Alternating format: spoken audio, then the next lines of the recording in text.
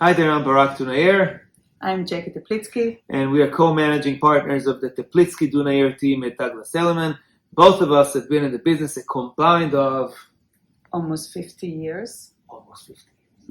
So today we're going to talk about the situation in Ukraine, and our hearts go out to the people in Ukraine. And the questions that we've been getting, Jackie, reporters, friends, family, sellers, buyers, colleagues, is how the war in Ukraine is going to affect our real estate market. Barak, it's very interesting because everybody's asking us that question, correct? But you open CNBC, you open your app, and the first thing that you see is the stock market is down. But yet, we are not seeing that effect on the real estate market. Well, the stock market's down. Today it's down a lot, like almost 3%, the S&P and the Dow, and they're reacting to fears that the economy will slow. Mm-hmm. But what happens, stock market is one thing, but real estate, brick and mortar, is a completely different ball game. It's a much safer haven than people think. And it's a long-term haven. Long-term, indeed. And for most people, it's also their home, their roof. And basically, the home has become much more important in the last 2 years, also since the pandemic. That's right. So a lot of people are still working from home. They need more space. And they come to the realization that the main residence is the most important thing in their lives. That's right. And Jackie, correct me if you think I'm wrong. Mm-hmm. Okay. But I'm looking at the fundamentals of real estate, right? We have interest rates that are still low, correct, but there's definitely a trend of them inching up, right? We have inventory that's 25% less than what it was last year. And we feel it in our team, feel it in the industry. We have a lot of buyers, and then it's so hard to find something, but there's an inventory crunch. We got to go to the off-market deals many times, right? And then even then, Barak, do you know what 25% actually means in numbers in New York City? I think a lot of people don't realize that right now we only have 3,500 units in the whole island of Manhattan to sell. That's nothing.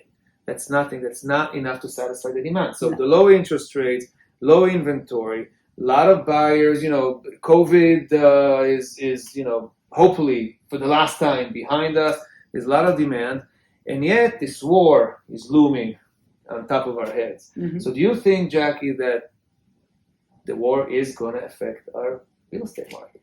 I think that for the foreseeable future, I don't see it because the correlation usually is low inventory, prices usually will go up, and the question is what's going to happen to the demand. But I think that people in the United States and in the markets that we are, New York and Miami, they think about New York and they think about Miami as two major hubs into the United States. And I actually foresee that maybe you're going to have people coming from the Ukraine and those countries into the United States more than ever. So you will have even more demand into our markets because New York is the gateway into the United States. So looking into the future, looking into the fundamentals of what's going on with the market, the war in Ukraine is really, on everybody's mind. And yet we're looking at the fundamentals right now. We saw, subway and train ridership is more because people are commuting more, come to work. The lunch spots are full. The restaurants are full. Yesterday I heard there was great, I couldn't even walk in the street because there's so many people going. So, and we know in our business that people are buying. But longer term, what would be your advice to, buyers? Should we buy? Should they not? Should we wait? If I was a buyer in this market, I would buy. And the reason is because I think the writing is on the wall. If you have low inventory, and the Fed is telling you for sure that they're going to increase interest rates at least 4 times during this year, you know that what comes next is increase in prices. So you don't want to be the person that actually did not buy now, where the prices are still okay. They're not down, but they are at least flat.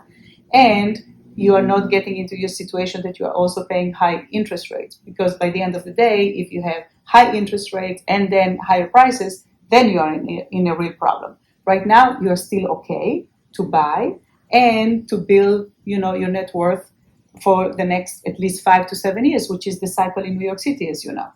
So let's hope that the war in Ukraine will finish soon and it's not going to make a big effect on our real estate market. So far, we've seen that it hasn't, and we'll keep, of course, our finger on the pulse and see what's happening.